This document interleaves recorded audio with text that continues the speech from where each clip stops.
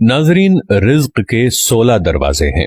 आज की वीडियो गरीब से गरीब शख्स को भी मालदार बना सकती है। तमाम आलम इस्लाम से अपील है, वीडियो को हरगिज मिस न करें और दुआ के लिए कमेंट्स में अपना नाम तहरीर करें। पहला दरवाजा नमाज है। जो लोग नमाज नहीं पढ़ते उनके रिज्क से बरकत उठा दी जाती है।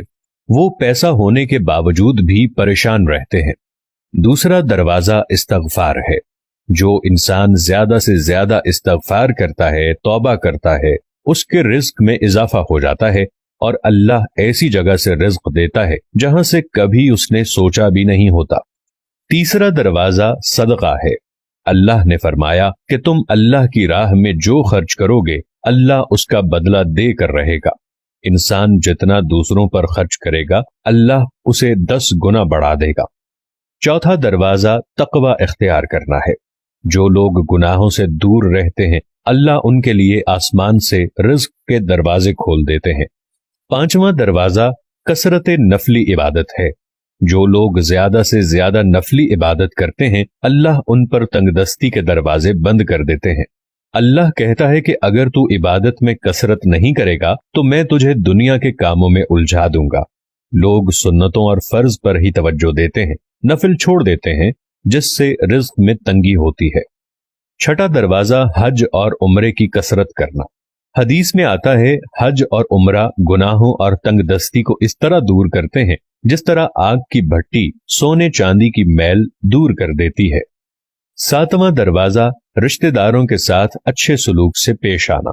ऐसे रिश्तेदारों से भी मिलते रहना जो आपसे क़त्ए ताल्लुक करके बैठे हों।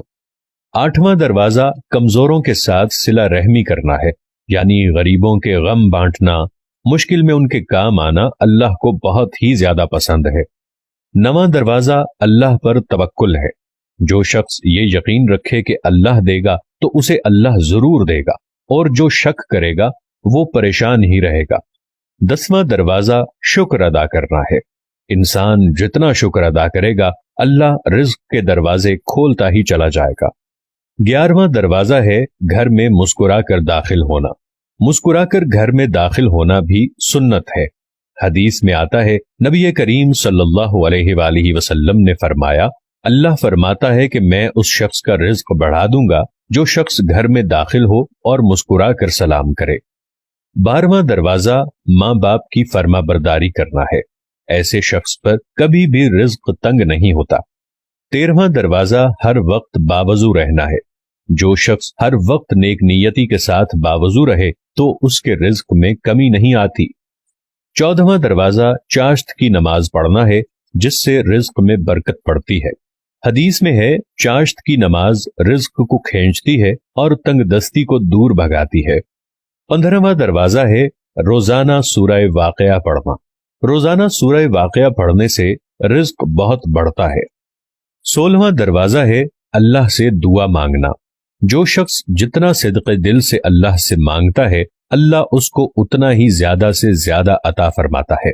दोस्तों, रब्बे काबा की कसम, रसूल अल्लाह सल्लल्लाहु अलैहि वसल्लम का फरमान हक और सच है और इसमें किसी कमी बेशी की गुंजाइश नहीं। अगर आप सल्लल्लाहु अलैहि वसल्लम ने फरमा दिया तो बात अपने सीने में महफूज कर लें कि हक और सच के अलावा कुछ भी नहीं हो सकता।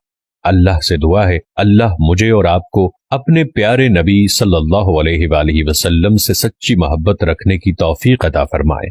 आमीन।